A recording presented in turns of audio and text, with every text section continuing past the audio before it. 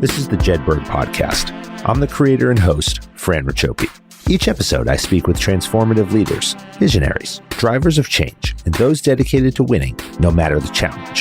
The Jedburgh podcast is founded in the lineage of the special operations Jedburgh teams of the past and is produced in partnership with Talent War Group, a management consulting and executive search firm focused on helping you optimize the people side of your business. We're sponsored by Jersey Mike's Subs. Together, we share the mission of giving, making a difference in someone's life. Visit the Jedburgh podcast, Talent War Group, and Jersey Mike's Subs on the web and on social media. A percentage of all proceeds is dedicated to the Special Operations Warrior Foundation. Loss is defined as the state or feeling of grief when deprived of someone or something of value. Everyone experiences loss at some point. Most often, our loss is superficial in the grand scheme of things. We lose a game, a competition, a job. But at some point in our lives, we'll lose someone or something that defines our very being, our reason for existing and waking up each day. How we respond to that loss will test our character to its very foundation. Sara Wilkinson lost her husband when he died by suicide in 2018. Navy SEAL Chad Wilkinson was one of our nation's finest special operators, having served 21 years in the Navy, many of those on SEAL Team 6. Sara joined me on this episode to share the love story between her and Chad and how service as a military spouse requires fearlessness, independence, and resilience. Sara and I discussed the importance of doing exactly what we're wired to do, the difficulty of leaving what we love, and the harmful effects of pushing ourselves too far for too long. We discussed Chad's death, the signs leading up to it, the stigmas associated with prolonged blast exposure and post-traumatic stress, and why spouses are some of the most important first responders. In our second of 3 episodes in partnership with the Go Ruck Sandlot Jacks Fitness Festival, Sara and I honor Chad's legacy in a commitment to complete the Chad1000X Hero Workout of the Day. And finally, we talk CrossFit, the importance of fitness in our daily lives, and why living big is Sara's key to resiliency and adaptability. Sara, welcome to the Jedburgh podcast. Thank you. Thanks for having me. Sara, we talk about failure and loss a lot on the podcast, but we focus many of our conversations on mental and emotional health, and we quantify loss in terms of competition, a professional career, a moment in time in which the result, although often traumatic in that person's world, is often not final. I've said many times that resiliency and adaptability are tested in times of loss because the true measure of who we are comes forward, our character comes forward, the attributes that Rich Davini talks about come forward when we're stressed, when we're faced with adversity. You lost your husband, Navy SEAL Chad Wilkinson, to the silent epidemic of veteran suicide. As a Gold Star spouse, you've experienced firsthand a loss that most of us can never comprehend. But you've demonstrated the utmost levels of resiliency and adaptability in volumes that the majority of people really can never even achieve. Both your work to honor Chad's legacy, his service, but also to help others, to bring awareness to this terrible disease is so commendable. Since losing Chad, you've become an entrepreneur, a business owner, a leader in mental health, an advocate for veterans, and an inspiration to all those who've lost somebody. I thank you so much for taking time out of your busy schedule and joining me for the conversation today. That was very kind. I appreciate that. Thank you. When a person joins the military, it's not just the individual who serves. It really is the entire family, and especially the spouses. For many like you and Chad, for me and my wife, we had lives together before we joined the military. And then one day, I came home, Chad came home and said, this is what I want to do. And it's like you get a choice as the spouse, but in so many ways, you kind of almost don't. Yours is a love story that went back to high school. It stemmed from 2 sets of military parents, yours and his, and it began with a hey from Chad in the hallway. I read that you went to 15 schools by the time you were in 12th grade. Can you talk about that love story, growing up with Chad, meeting each other as kids and your early life together? Oh, I was thinking about this the other day. Sometimes it just like flashes back, as I think most people do. They think about their past and their history and especially their childhood. But we were military kids that went to a military high school, which for most people today, they're kind of non-existent. I think maybe two DoD high schools still exist. And I said it before, but I saw him on the first day of my freshman year in PE class. I saw a profile of his face because he turned for roll call and said, "Here." And I still remember that like it was yesterday. He had this blue collared shirt on. I saw his profile. I was done. Um, and we were in PE class together. And this was like PE class, like we dressed up, we wore uniforms, like the red kind of like stretchy shorts with like the ringer t shirt with a Q Oh on the yeah, front because our high school was Quantico. the Like, old yeah, we're days. talking early 90s. And we would do PE class. And then after class, you go to the locker room and you change out.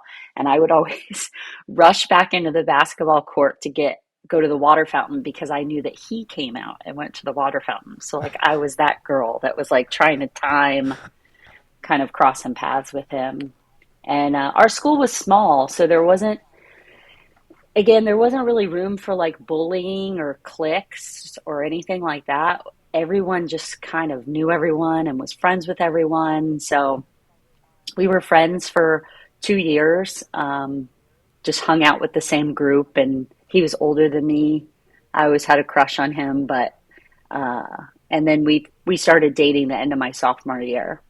Um, And you ended up being apart for a bit too, right? Like I think I was we did. I listening to mean, some this conversations about it. Yeah, and I've talked about it before. I mean, this is a long story. I mean, we dated long distance for 7 years, more or less.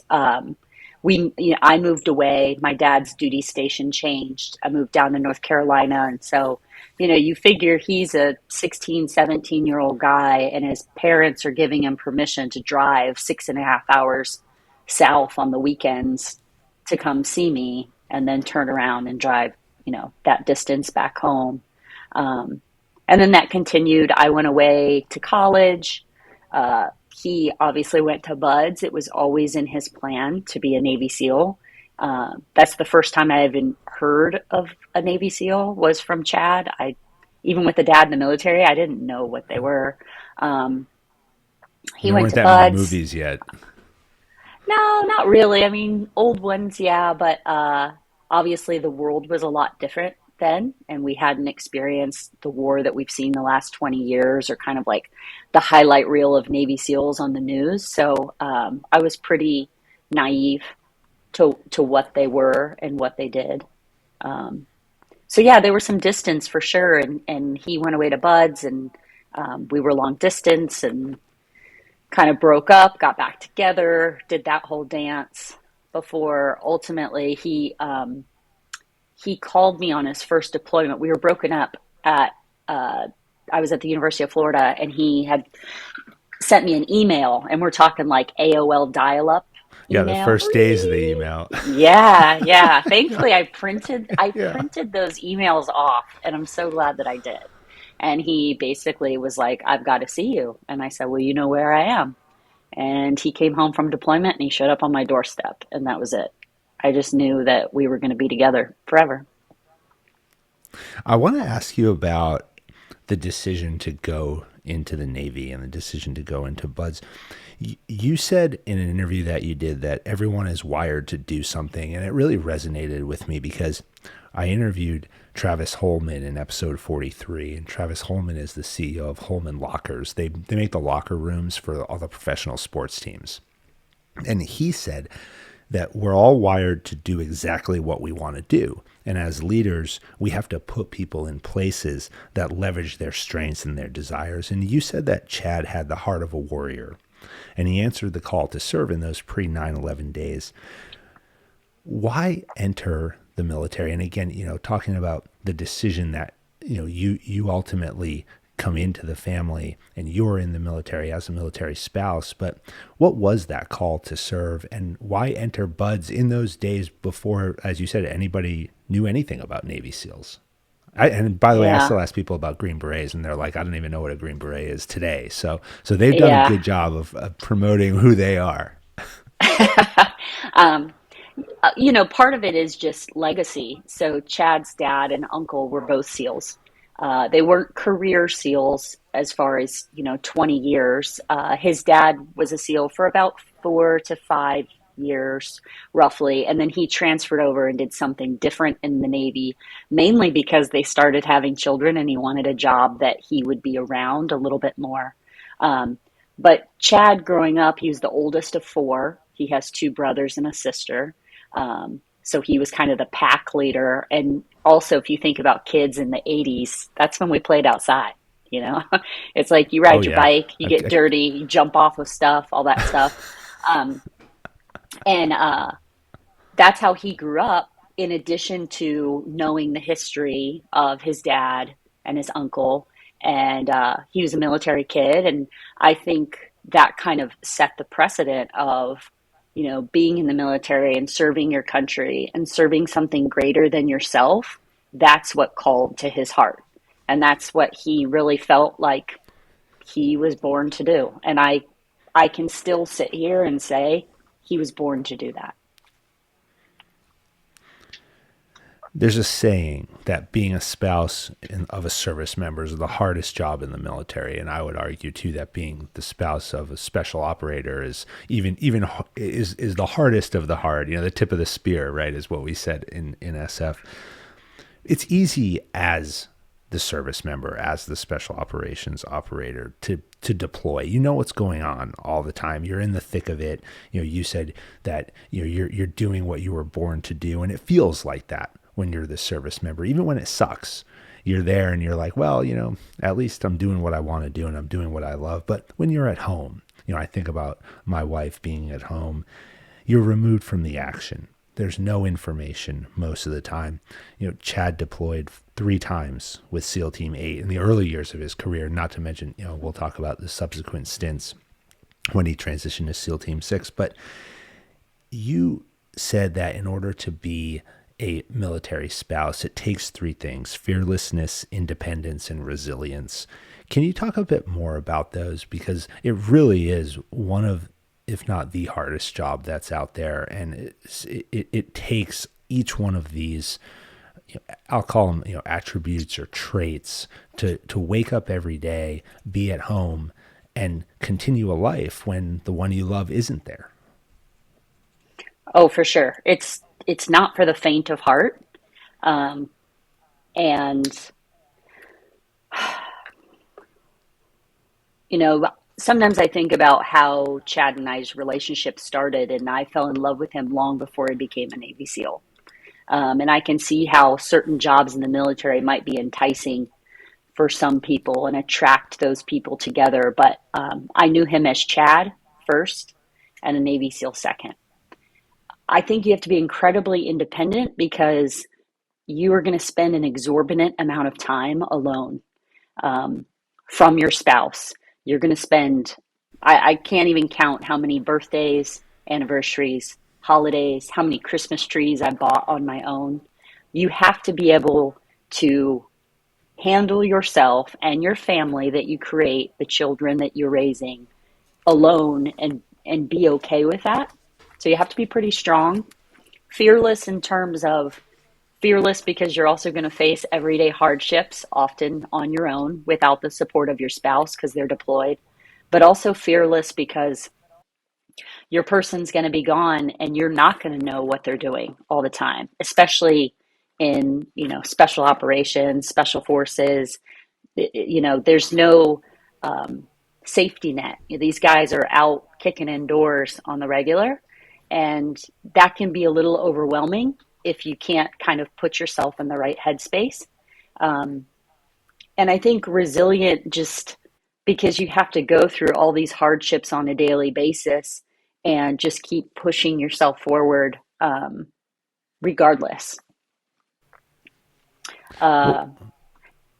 Yeah.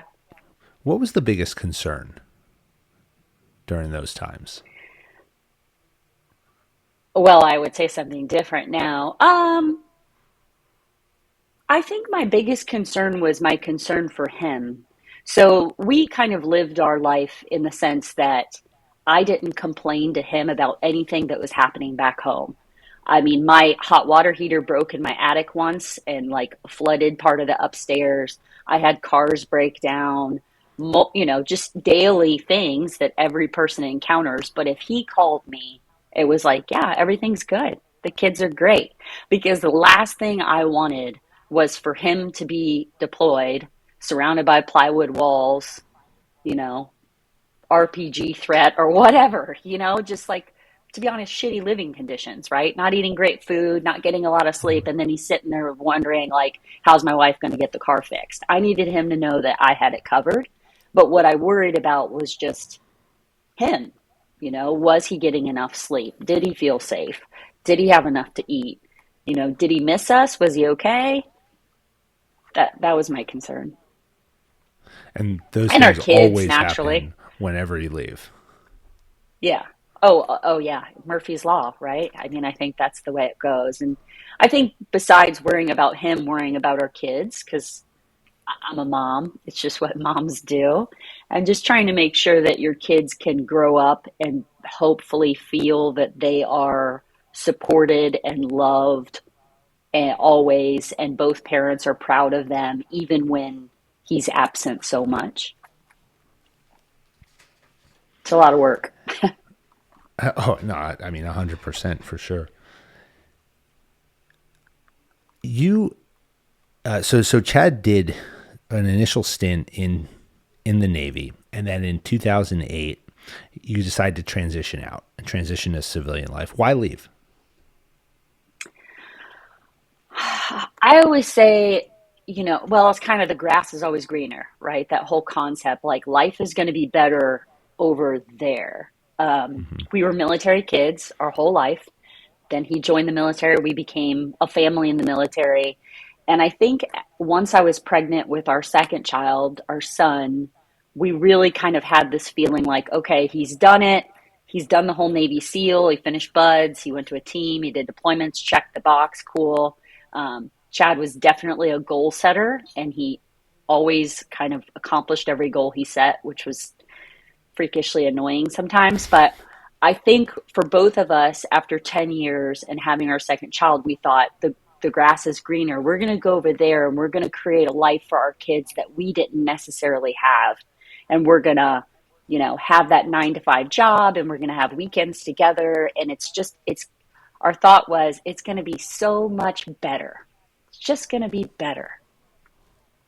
And it wasn't. It wasn't. No, I mean, I think transition's hard. I mean, we talk about that a bit, and I think, I transitioned 6 years ago out of the Army, and I think to some extent, it's only been in the last, year, I'd say less than a year, where I've started feeling like, well, I think I actually know what I want to do when I grow up, and what I want to, and what that's going to look like. And I've gone through, an evolution of different positions in different places, and lived in different places in the country. And, there's like so much in the military that you almost take for granted. That you don't have to think about, like, it doesn't matter what happens, like you're going to get paid, on the 1st and the 15th, you're going to have health care, you're going to have a job, even if you're not good at your job, like, you're not going to go in one day and they're going to say, hey, you're out today, and that's it, and then you don't have a way to provide for your family. And then also, I think, to some extent, the stimulation, and you think about, people who operate and, say they rev high, but they operate in this, element of stress where they're always stimulated, and there's always something new and exciting that's, stimulating the brain and the body to do more and push further and farther. And then you kind of walk away from that, and all of a sudden you're sitting there and it's like, oh, well, is this it? Right. And I think you hit that on the head by saying, the person that pushes themselves farther and wants that stress level. I've said before that I'm a big believer people are creatures of habit, whether it's a good habit or a bad habit. We like what we know. And I've seen people transition out of this military lifestyle, and it takes a little while, and then eventually they kind of find their own kind of like heartbeat in civilian world, right? And they can make that transition. And I think that there's a large population that really struggle and may never find that. And for Chad and I, we got out of the military, and from an outsider's perspective, From our family's perspective, everything was really great because he had a great job and he made good money.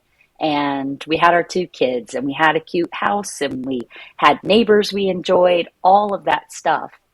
But if you look at all the things he left behind, he couldn't find any of that really in his civilian life. And neither could I. I mean, the bonds that you make as a military person are undeniably strong, but the bonds that you make as a military spouse is just the same. I wanted to ask you about that. I'm glad you brought it up here about the bonds between the military spouses, because all the time we talk about the camaraderie and you hear military service members talk about that sense of loss that they have, the team that they walk away from. It's often the thing that you don't even think about during transition. It's like, I didn't think about it, until I was kind of driving off base for the last time. And then you realize, wait a second, like everybody I know is like behind me and everyone I hang out with and the whole support network. Can you talk a bit about what it means in the spouse network? And I know there's different organizations. There's, in the Army, we had the family readiness group, and but you naturally make friends. You gravitate towards other people, whether it's formally or informally. But can you talk for a little bit more about how tight that group of wives are, especially in an organization like Special Operations, where the team is the team and the team does everything together, and the families by default, often get very, very close. Yeah, I mean, I've made some of the greatest friendships of my life here, and some of my oldest friends go back to those teammate days. When you first go to a team, they do kind of these in-doc meetings for spouses, and they're kind of pointless because you spend gas money to get to base, and they basically say, "Here's what your husband does. Don't ask any questions. Do you have any questions?" And you're like, "What?" But I met a couple girls there that I'm still friends with, and this is, 21 some years ago. I think it's just, especially in a world like the one I've been in, right, where your husband is a Navy SEAL and he goes away on deployments. You don't always know where he is. You kind of know where he is. You don't know what he's doing. That's really odd for mainstream society. That, like, you don't get to talk to your husband every day? No. You can't just call him when you need to? No. I can send him an email, maybe, and wait. So the fact that you don't have to explain that to others in your friendship circle, there's just this underlining knowing amongst you, is comforting. It's also comforting knowing that they feel the same stressors you feel in terms of juggling your children, getting your car fixed, getting your hot water fixed, or just worried for their safety. When a spouse says, "Hey, my husband's leaving on deployment in 2 days," and you just kind of look at each other and kind of shake your head, like, what that feeling is when they go away. Just constantly someone to lean on. It's almost undescribable. I don't think I'm even doing it justice. Yeah, I think it is one of those things that it's like you have to feel it, you have to be there, you have to know it to really be able to properly experience and express it. So 3 years you spend out of the military and the Navy, and then you go back, almost a return to normal in some sense. Yeah, we were excited. And when he entered back, Chad screened to go to SEAL Team 6. Yeah, so we did this little juggle. We were East Coast. He had to go out to the West Coast to do some training because he hadn't deployed in 3 years. And then essentially kind of like fast tracked back over to the East Coast. So, 3 years out and then came back in and he screened for SEAL Team 6. So, big jump. We've talked about we've talked about this organization before. I mean, I've worked with a bunch of the guys who are there, both when I was in and now too. And I make fun of the SEALs a lot because I get to do that as a Green Beret. But I do give credit, and I will say that it truly is one of the best organizations in the world when it comes to the development of leaders, the development of national and strategic capability that has done so much for this country, and the organization is one of the greatest at standards. And that's a conversation and an example that I like to give to different companies and teams that I work with is when you think about standards and you think about a strict adherence to standards where there's an objectivity between, the personal piece, because everybody's a good guy. And because you hear that all the time. Well, he's a good guy. It's a good person. We don't want to do anything. We want to keep them. And it's like, I know, but if they're not good and they don't meet the standard, then we can't keep them. And that organization is one of the greatest at having an objective standard and being able to separate the person from the activity that's required. Mm-hmm. Oh yeah, I mean it's like leadership at its finest, and you can apply that really to everyday life if people would. I mean, people can be good people all day long, but if you can't operate at a certain level and complete the task, whatever that task is, then it's not going to get you there. And that screening is intense, and it was a pretty stressful time for us. Yeah. You said that during this second stint in the Navy, another enemy had entered your home, and we've had some really impactful conversations about this silent enemy that many veterans face and many people face, not just veterans. And I want to make sure that we highlight that, because there are a lot of people who face a tremendous amount of adversity in their lives and suffer from what Dr. Chris Free calls operator syndrome. And I mean, we had Dr. Free on a while ago, and he's actually our number 2 episode of all time, but it's about operator syndrome. And it's about this concept that what happens when you push yourself for too long, for too many years and years on end, physically, mentally, emotionally. There's no break, there's no time off, and you're constantly revving high and elevating yourself higher and higher. And then you wake up one day and it's too much. And you suffer from, anxiety and depression and suicidal tendencies and you may even take your own life. And all of these things are masked by your desire to wake up every day and perform. And then one day you can't. Right.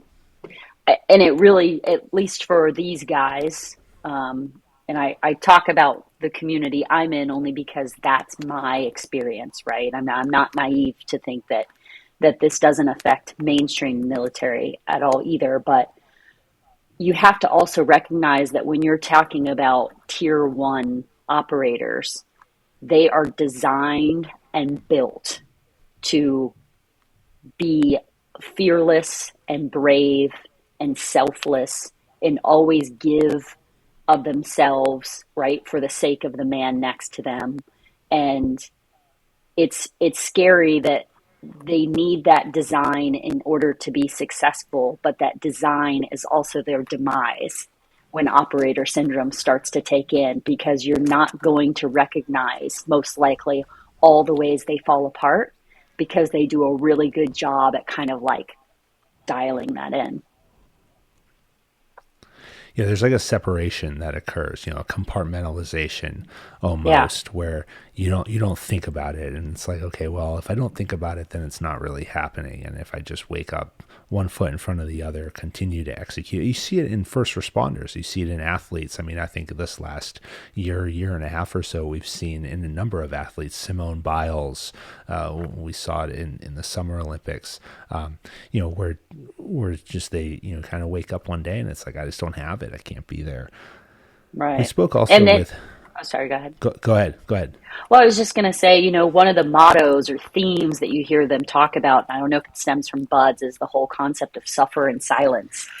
You suffer in silence. You don't speak up in BUD/S. You just like take it. And that carries over. And that only works for when it works, right? But when we talk about this guy down the road, that's a bad motto to follow.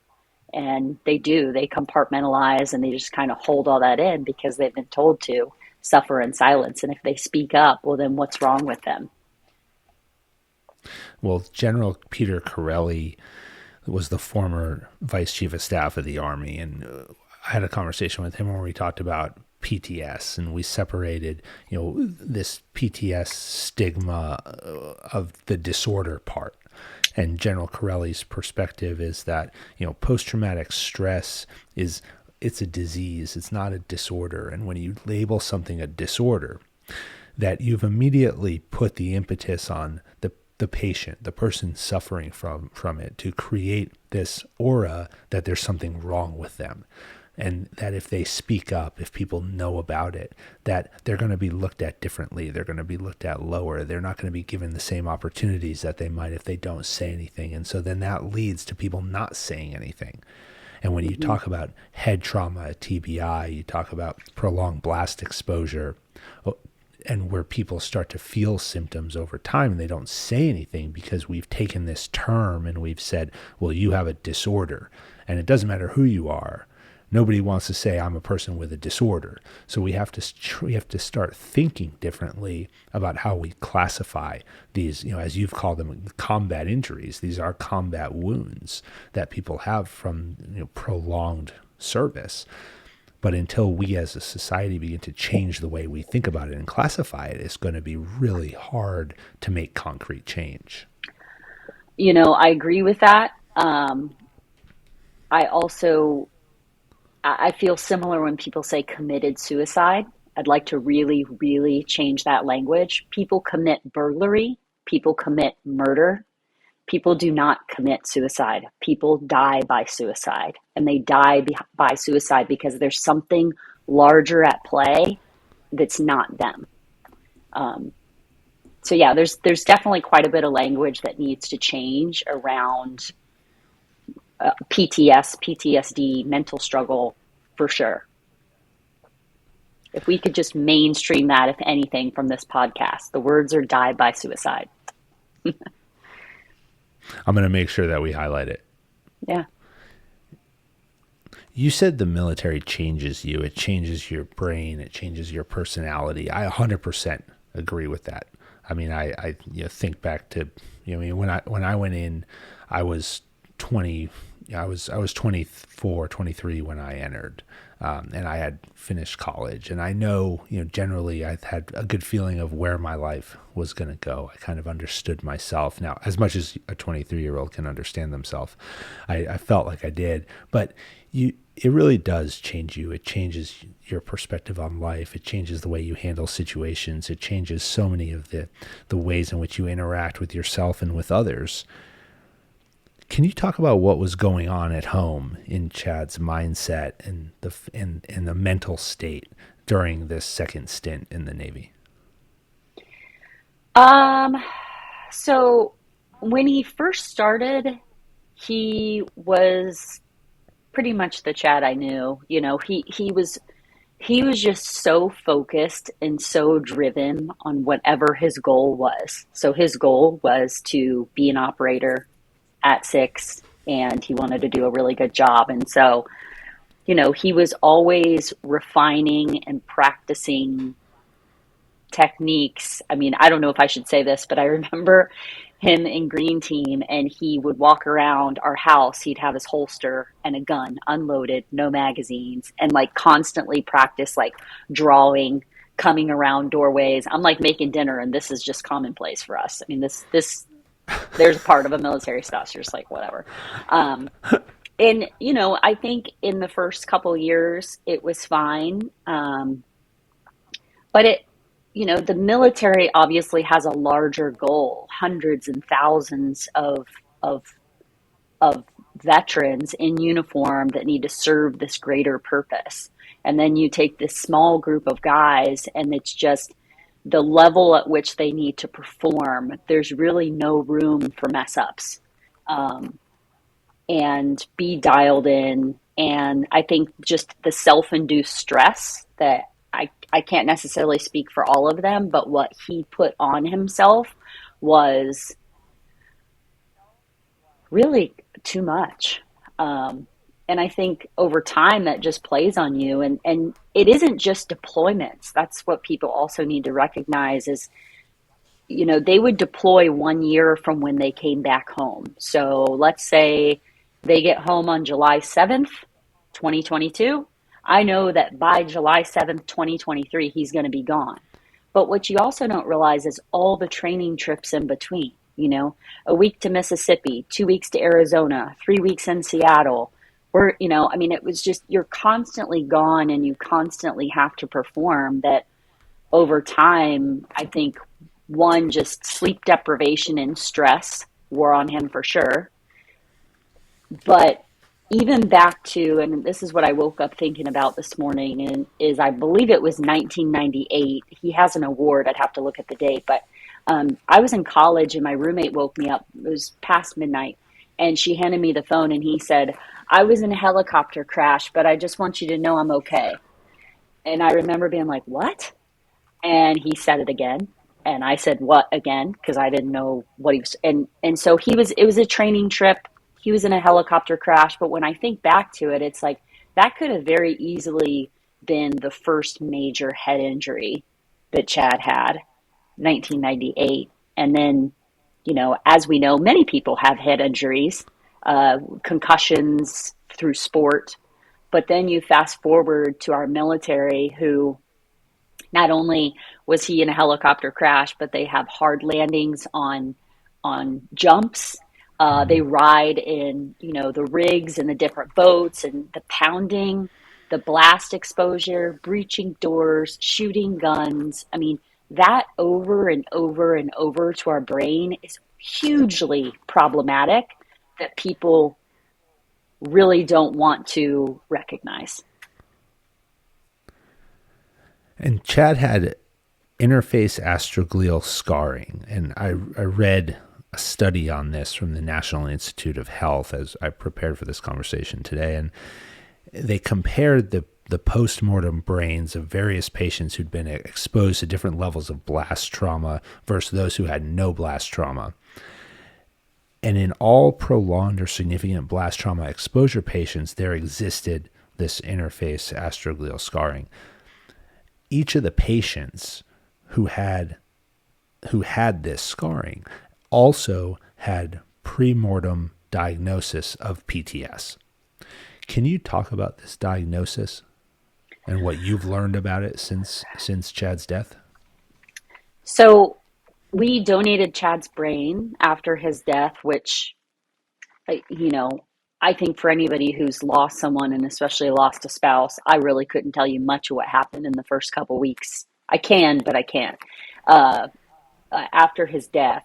But they came to me and this has been new, that we have a doctor kind of affiliated with our community that's been researching their brains. And, I knew he was gone. So I thought, well, what's the harm? You hear about CTE, chronic traumatic encephalopathy, and we hear that from we hear football players and the term punch drunk, and boxers in our military.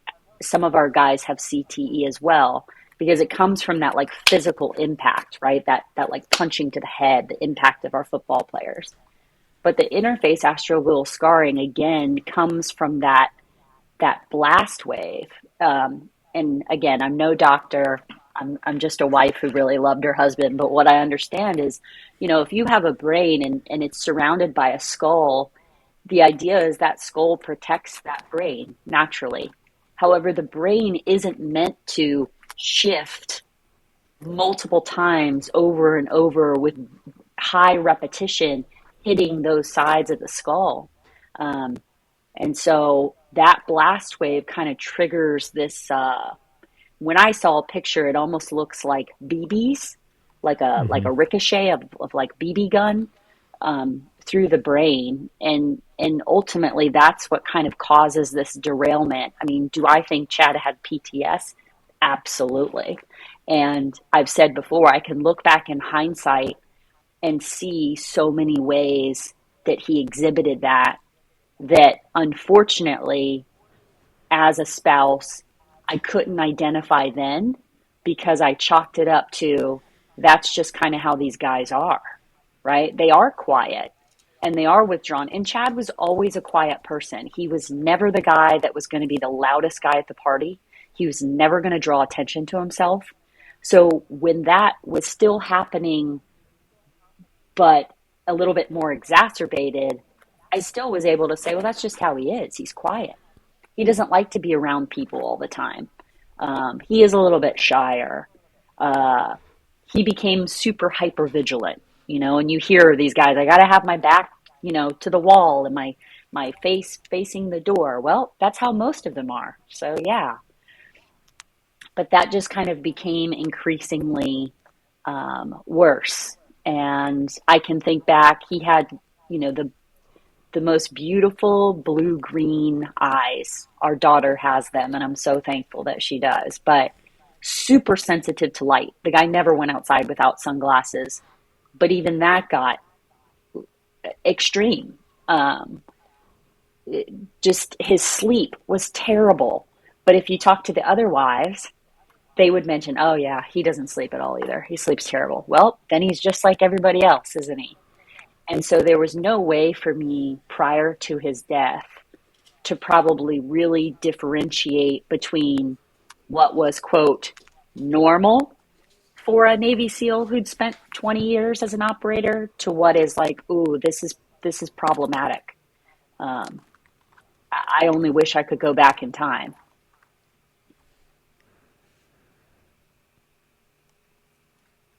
When we think about it today, when you think about it, everything that has occurred, what do you say to today's spouses? So we spoke about the bond that you have, and you're still very involved with the community.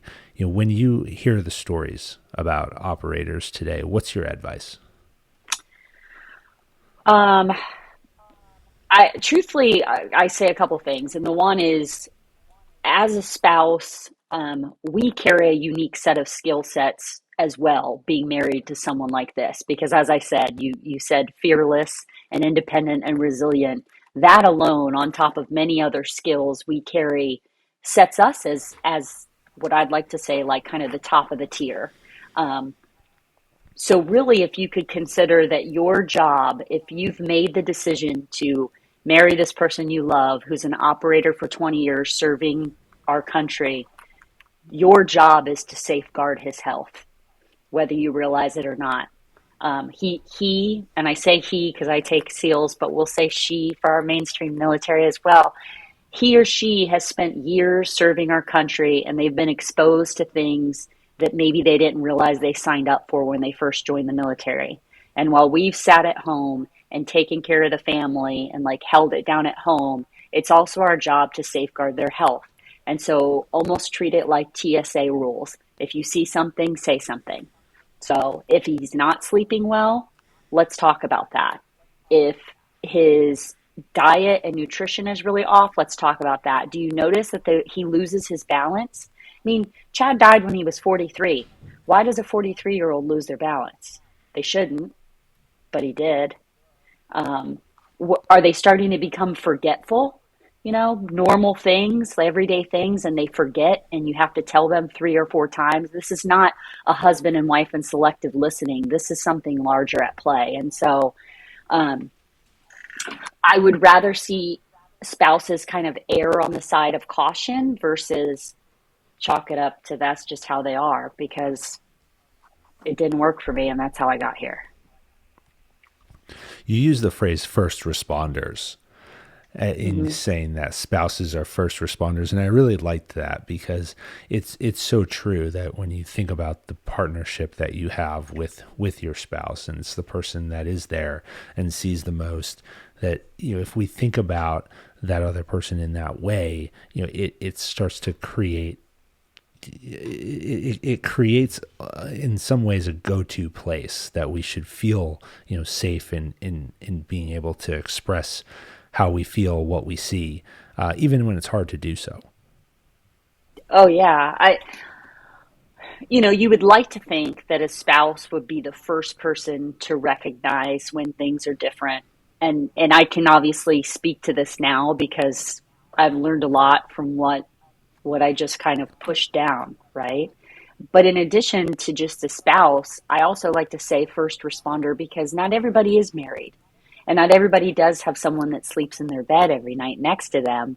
But if we were to open this up to all of our military, married or not, and really just, mental health, you mentioned it earlier, as a whole, can't we all take a little bit of ownership of the people that are really kind of our closest people in our life and do them a service by making sure we're checking in on them? And if something doesn't seem right, ask them about it.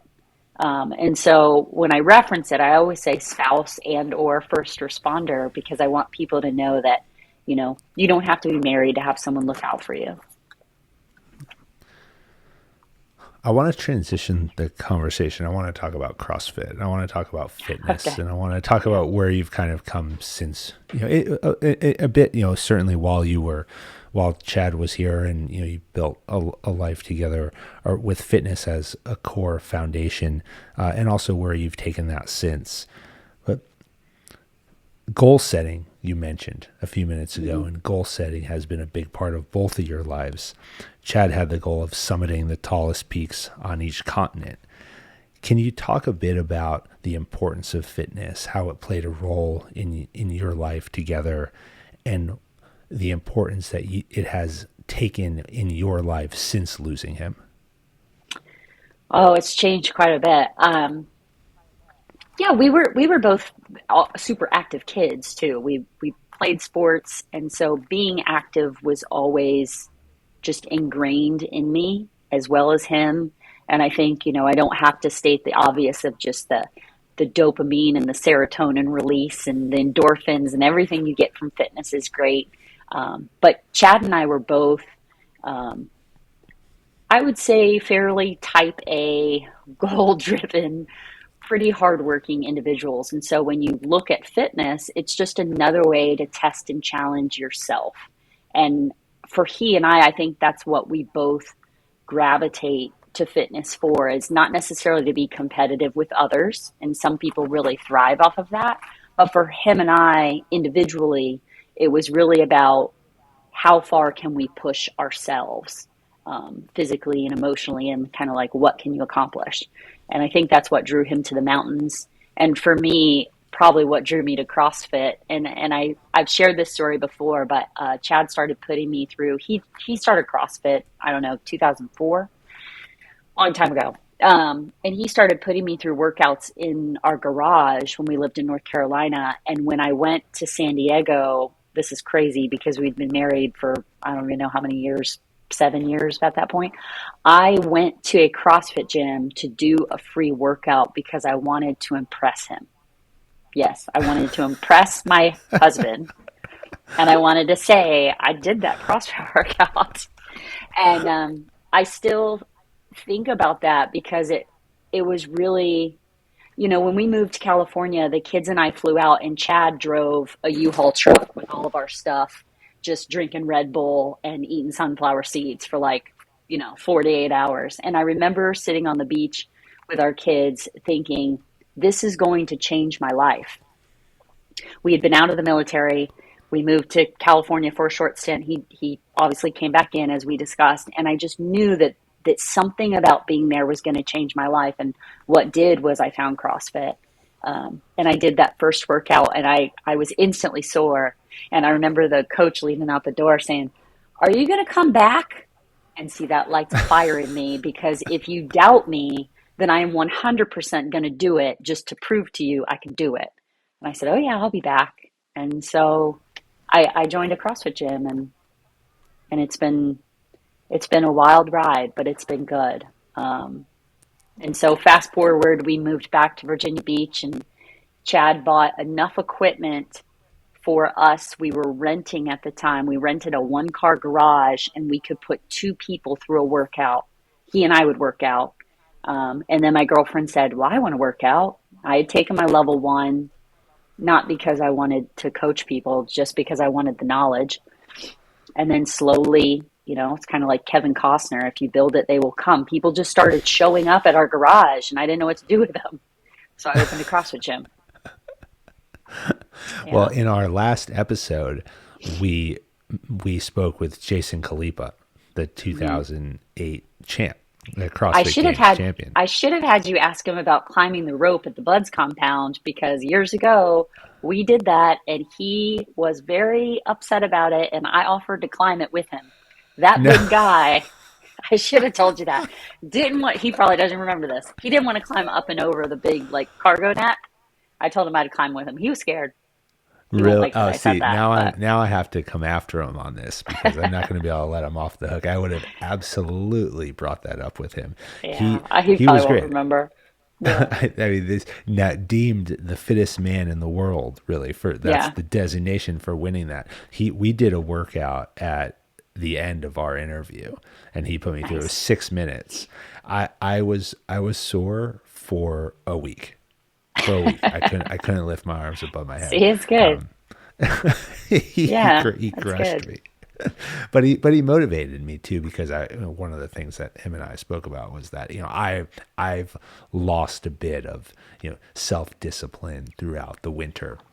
We moved, we had a bunch of things going on in life, and it was like always the thing that got put on the back burner. And then being able to spend the day with him, and then him showing me how far I've fallen was like an immediate wake up call to be like, all right, that's it. Yeah. You need buckle down, get after it. And I have to tell him, I got to send him a note and tell him that I made a commitment to him in that episode that I was going to get it back. And I've been doing just that.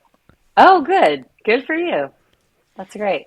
I've slowly found my way back too. I took quite a while off of exercise, but I'm back at it and it feels good. So, Can you talk about the community around it? yeah, I mean, so I opened a gym, Chad and I really did together, opened a gym here in 2008. And then I actually worked for CrossFit seminar staff starting in 2010. So not was never in my plan, right? Kind of organically happened and was wonderful. And we ended up selling the gym, and I worked for CrossFit full time. But regardless of working for HQ or belonging to a CrossFit gym, people like to joke about CrossFit and say it's a cult and all these sort of things. But if you can see past the initial kind of hoopla of people grunting and sweating and whatnot, the way that I've seen people change their life for the better is just kind of astounding. I These are people that not only do you go and sweat, and maybe it's just for 6 minutes, but they're also people that I feel like when you do suffer together, you just naturally bond, right? People just kind of naturally are bonded. And you can't be the hero every day. You can't win the workout every day, nor will you be the last one every day. But having that kind of mix up from time to time, whether you're the best or the worst, really makes you bonded to the people you suffer with. And then in turn, it just kind of becomes this safe space. I mean, in addition to watching people change their health markers, right? Whether they're losing weight, they improve their blood pressure, their body fat goes down, fill in that. I've watched people change their lives. And I use the example of one of my dearest friends, Pete. And he joined our gym that where I coach today years ago. And he was heavier set. He moved okay. He kind of grew up playing football. And he worked at a sporting goods store. And in the last few years, I've watched him drop a considerable amount of weight, pick up skills within CrossFit I would have never seen him do. He has a full-time, salaried career. He met his wife, and I just attended his wedding in February. And to watch Incredible. that kind of transformation come about, and some of it could just be due to, right, time in life. But I can't neglect the fact that I think the community and the confidence that he also got by coming to the CrossFit gym had a play in that. And I think being a part of that is amazing. And I've said it before that as a CrossFit trainer, if you are a very good CrossFit trainer, it means that you are designed with the unique ability to allow others to find the best within themselves. And that's what you're trying to do.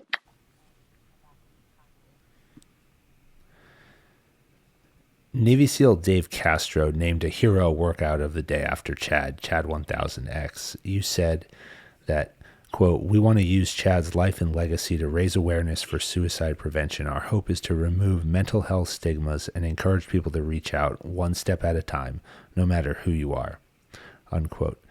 How did Chad1000X come about? And can you talk a bit about the founding of it, the driving factors, and what you're doing with it today? Yeah. So Dave is friends with me still, but and Chad, and he attended Chad's memorial as well as some larger legacies within the CrossFit HQ community. And I spoke at Chad's funeral and really had no underlining intention, but just trying to share a little bit about who Chad was as a person.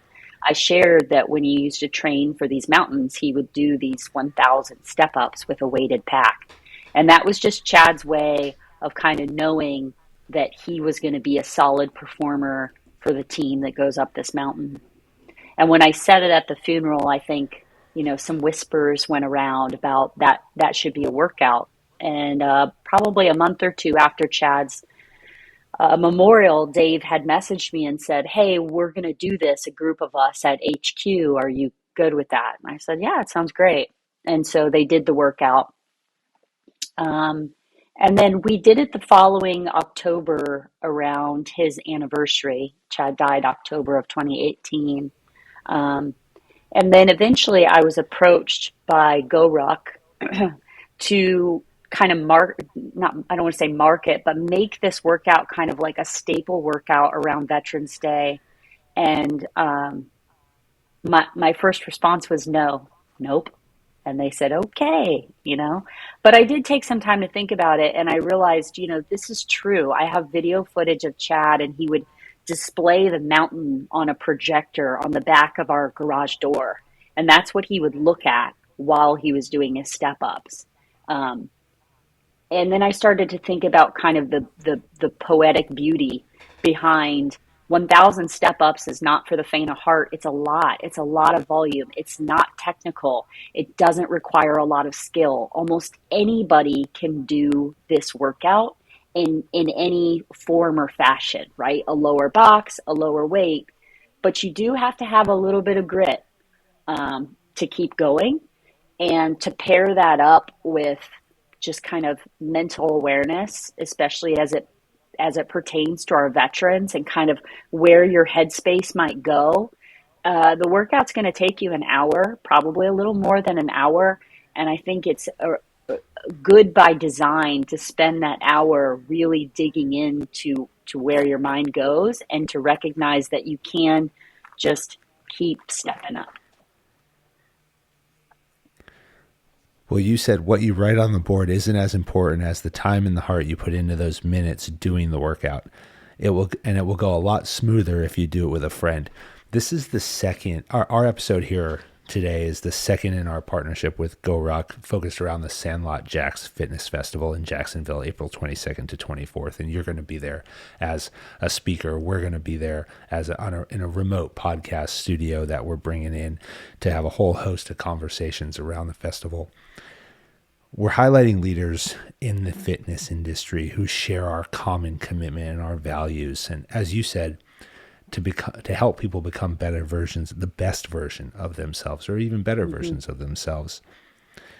I mentioned we spoke with Jason Kalipa, and he was episode 54. You're 55, and we're going to interview Jason McCarthy for 56, which will be the next episode. And Jason's the founder of GoRuck.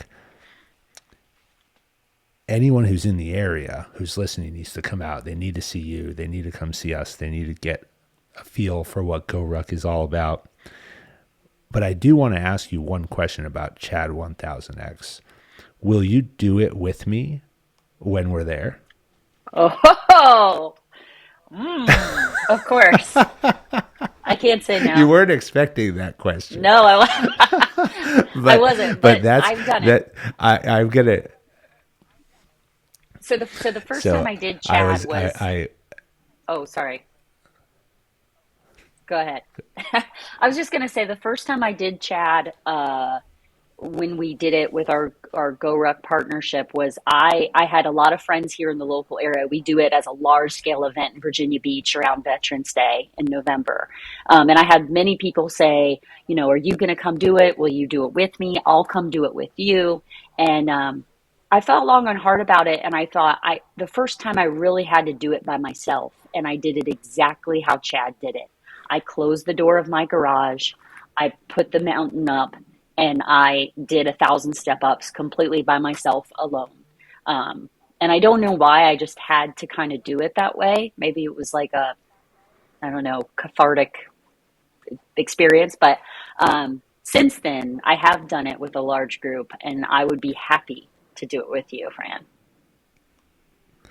Excellent. I'm going to tell you right now, I'm doing it slick.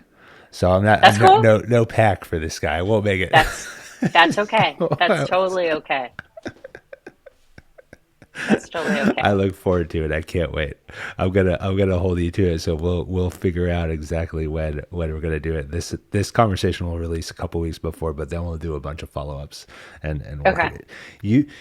You said that you have to live big. Hmm. That's something that you live by. What does that mean? Oh, you'll make me cry. Um,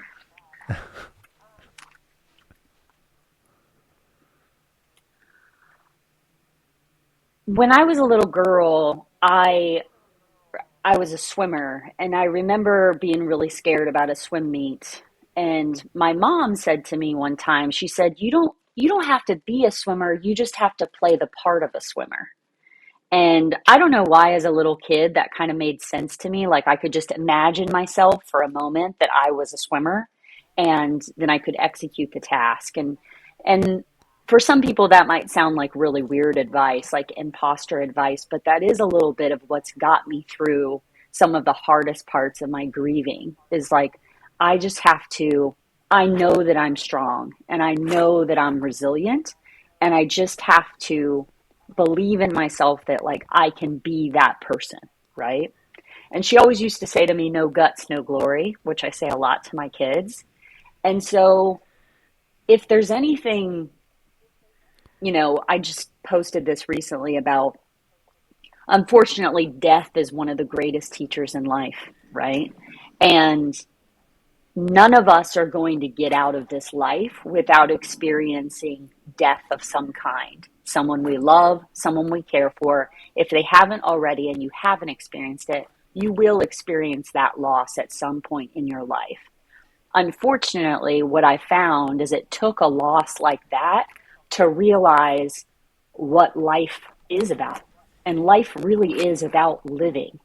And for every person, you're going to have to define what that means for you and what adventure and experience means for you. But for me, living big means kind of like not holding back. I want the people in my life to know I love them and I care about them. I want my friends to know I support them. I want to embrace every experience I can so that when I die, I can say, that was really good. That's living big. I love it. That's such a good perspective, and perspective is something we gain, as you said, from having to have those life experiences that teach us that. I saw yesterday on Instagram that you are involved in this year's Boston Frogman swim. So I have to ask you about this for a couple of reasons. One, because I think it's really important and a great event to bring awareness to veteran suicide. And also it's my hometown. So I have to ask you about that because it's very near and dear to my heart. But can you talk about what you're going to be doing at the Boston Frogman swim and how do we get involved? Yeah, so the Boston Frogman is a swim that's organized to benefit the Navy SEAL Foundation. It takes part in the harbor. It's a 5K open water swim. Um, I have two friends that have swam it the last, this will be the fourth year, but the last 3 years in honor of my husband, Chad. They live up in Boston as well. And last year, she kind of put my feet to the fire like you just did with Chad1000X. And she said, come on, Sara, you're going to swim it. And so I swam last year and raised money. And it was such a great experience. It was so good for me mentally and physically to prepare and train for it. It gave me purpose. It fueled my passion. And then just to accomplish that, and I think all of us need something like that in our lives, right? To work for and accomplish. So this year, I knew I wanted to swim again. And I reached out to a fellow swimmer I met last year and said, hey, would you want to swim on behalf of the Step Up Foundation? And he said, absolutely, absolutely. And that's since grown. So we have a handful of swimmers now. And really the hope is to shed light on the lives and the legacy of the men that we've lost to suicide. So when swimmers swim the Boston, they can swim in the names of the fallen. Um, and because it's for the Navy SEAL Foundation, they are SEALs. And you know, a lot of our men that have passed, that they had a hero's death, right? They died in combat. They were taken by an enemy, a man, on the other side of the gun. Or we didn't get that. I think a suicide loss is like a whole nother boat that is so complex and kind of falls into what we talked about being the military spouse. It's really hard to get someone to understand how complex your loss is with something like suicide. And I in no way want to upstage or take away anybody's death who fought for our freedoms that we have here in the United States. But I do want to recognize and value and validate the lives of the men that we lost to the silent enemy, because it's just as powerful. And that's what we hope to do. So we've got about 2 swimmers per guy right now. And we'll swim in honor of them. And through the next couple weeks, we'll share on social media a little bit of their stories, and people can donate to their individual fundraising platforms.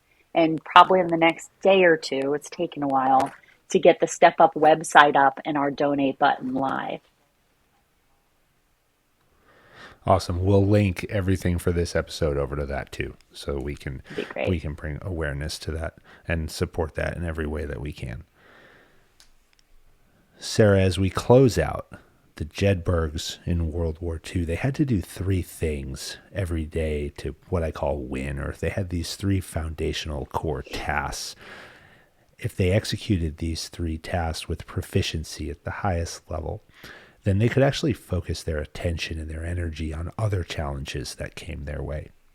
They had to be able to shoot, they had to be able to move, they had to be able to communicate. What are the 3 things that you do in your world every day to set the conditions for your own success?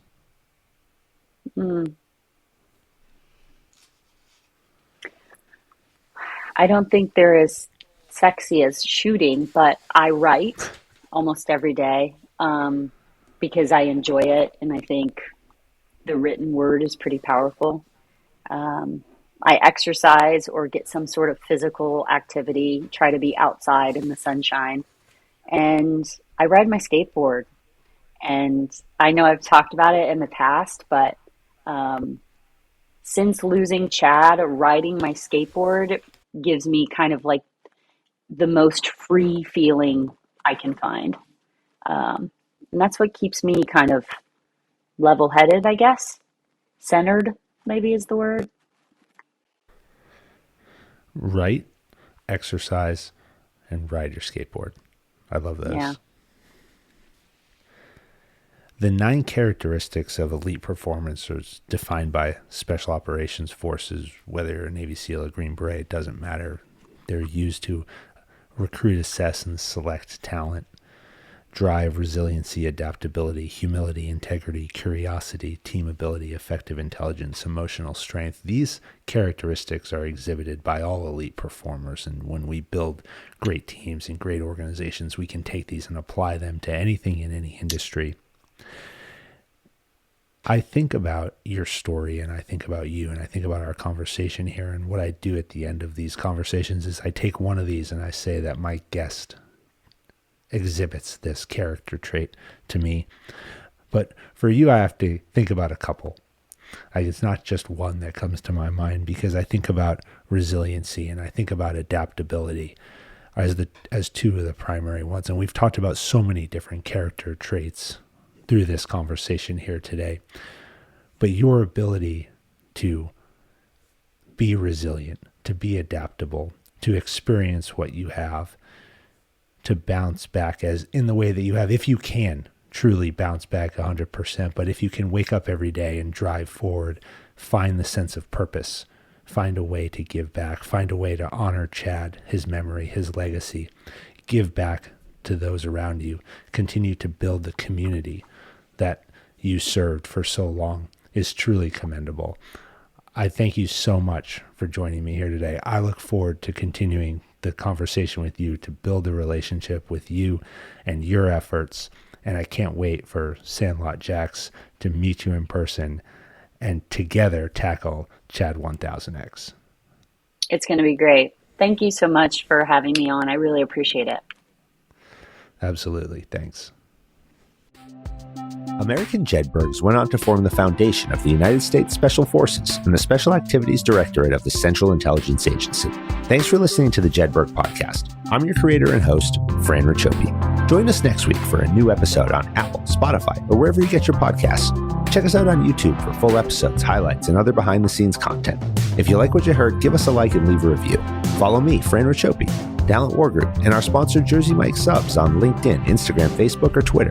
Send your comments and inquiries to media@talentwargroup.com. As former members of Special Operations Forces, the Jedburgh Podcast and Talent War Group contribute a percentage of all profits to Special Operations Warrior Foundation, supporting the families of our fallen warriors. Thanks for joining us on this episode. How you prepare today determines success tomorrow.